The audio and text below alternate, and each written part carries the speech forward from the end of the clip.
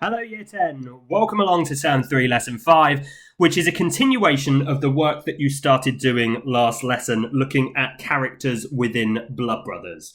Our learning objectives today are as follows. We're going to be able to describe appropriate descriptions and key characteristics for the characters in Blood Brothers. We are going to be able to identify moments within Blood Brothers where a character demonstrates our chosen description or characteristic. And then finally, this is a new task, so today is a 2-task lesson and not a 1-task lesson. We're going to be able to demonstrate a knowledge and understanding of the social context that is apparent in Blood Brothers. And I'll talk to you about how I want that to work in a few moments' time. For those of you who are going to be stretching and challenging yourselves, it will not be just, can you tell me about the context of that time period? It will be asking you to talk about how that context is demonstrated and exists within the play. So, the resources that you are going to need for today's lesson are as follows. You're going to need your drama exercise book or a piece of note paper and a pen. Now, if you started taking notes on a previous piece of paper last time and you want to continue it on that same piece of paper, by all means, please do so. I'm seeing these 2 lessons as a continuation of one another, so the work will all be submitted together. So by all means, make the resources one whole resource. That's absolutely fine. You're going to need a copy of Blood Brothers by Willie Russell. You're going to need access to the internet for any possible research or stretching that knowledge that you might be lacking. And then finally, I have sent through to you via email a short document which is 10 pages or so, that is a Blood Brothers play guide. Now, you will need to look at pages 30 to 32 of that document so that you can access the social context task. Pause the video now, make sure that you've got all of those things open or ready to hand as we progress through the video.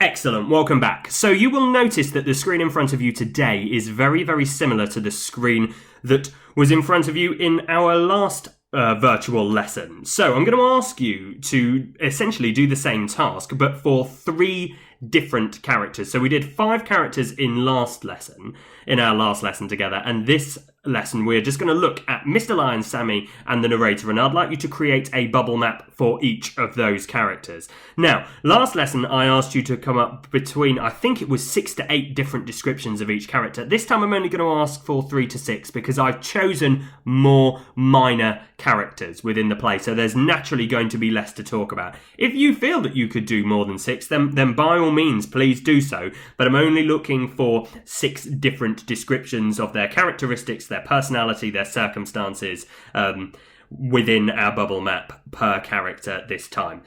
What I would also like you to do this time is, again, as before, I'd like you to draw an arrow from your description and talk about where they demonstrate that description or that characteristic within the play. So let's take a look at my example, which is in the green box, and it's highlighted example for you to see.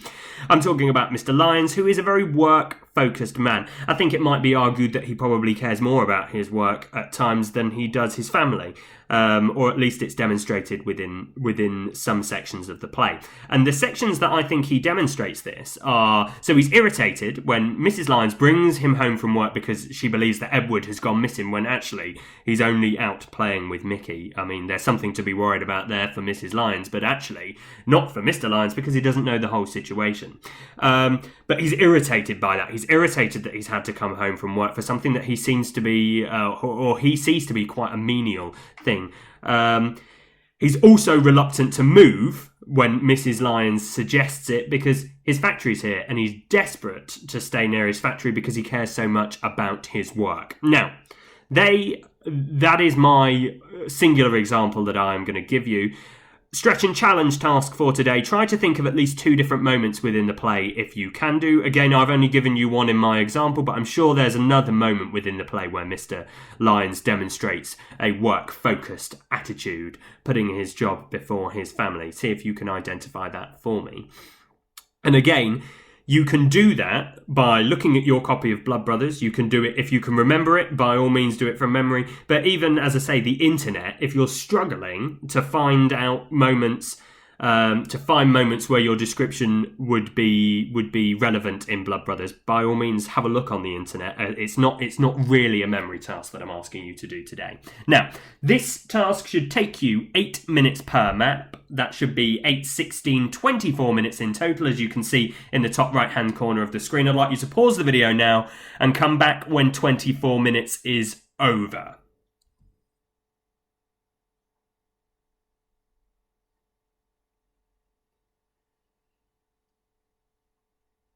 Wonderful, welcome back. Okay, so what I'm going to ask you to do for our second task of today's lesson is this.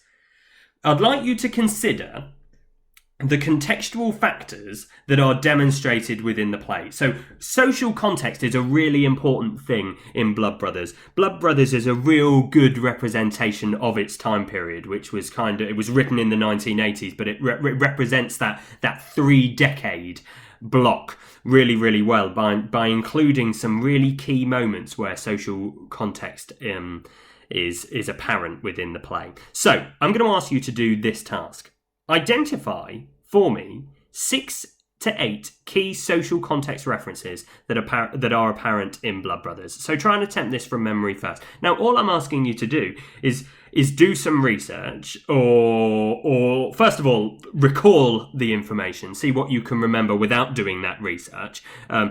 And then, if not, I'd like you to do some research into that. So using pages 30 to 32 in Blood Brothers, in that Blood Brothers guide that I have sent you, you can check, first of all, the answers that you got from memory, and you can add any additional points that you didn't get in that different colour. So if you noticed, in black font in my green box, my example is, so social context in Blood Brothers, mass unemployment hits factory workers and dockyards in Liverpool in the 1970s. That is a massive contextual factor that surrounded that time period and surrounds Liverpool particularly, which is prevalent for us because Liverpool is the setting for Blood Brothers. Now, what I have done, and I put it in the stretch and challenge box at the bottom of the screen, but what I have done in my red font is I have spoken about how that point, that social context point, exists within our play. So let me give you an example. So, mass unemployment hitting factory workers and dockyards in Liverpool in the 1970s, and this is apparent in Blood Brothers because Mr. Lyons had to make many factory workers redundant. One of these being Mickey. This could be a factor as to why he chose crime to pay his bills and his subsequent depression in the play. So all I'm doing is I'm saying this is a contextual factor, okay? This is the context of that time period, of that place, and this is how it existed within the play. Now, I've put it as a stretch and challenge task. What I would suggest is that you start off by getting 6 to 8 context points written down, okay? And as I say, try and do those from memory first, but then have a look in the resource that I sent you. Use the internet if you would like to, and then what I would do is, if I have time, I would come back to add those stretch and challenge tasks in. I would suggest that you have a go at that, okay? So again, get 6 points written down and then go for the stretch and challenge task, okay? It's really important for our exam technique that we know where that context exists, okay? That for especially in my class, context was something that we missed out on in terms of marks for our Year 10 exam. So it's important that we get that and we know how the context sits and exists within Blood Brothers. And again, if you wanted to talk about the fashion, the context of the fashion in that time period, then you could talk to me about maybe the clothes that you would expect them to wear as well. So it could be a design idea as equal to an idea that is already written within the play. So what I'm going to ask you to do is this. You have 20 minutes now to complete this task. Try not to spend longer on it than this. As I say, the red stretch and challenge box at the bottom, or that is an extension task, okay? So get the context written down first and then stretch and challenge with the red font if you can. So pause the video now and come back when you have finished.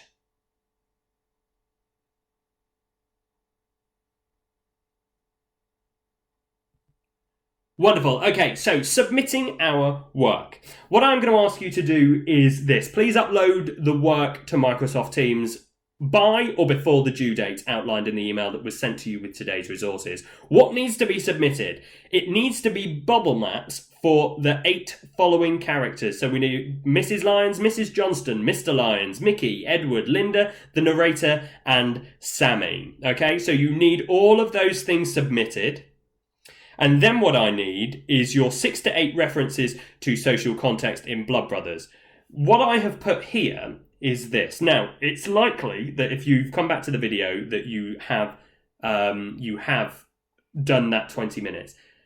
If you have not got any stretch and challenge elements written down within that task, if you haven't added anything to your social context points, what I'm going to ask you to do is I'd like to spend an additional 20 minutes getting as many different stretch and challenge tasks completed for your work. Okay, so everybody needs to have an example of stretch and challenge within their work. And if that needs to be done for homework, then, as I say, just spend an additional 20 minutes doing that for me. Okay, wonderful. Thank you for your time today. I look forward to seeing you again very soon. Stay safe, stay well. Goodbye.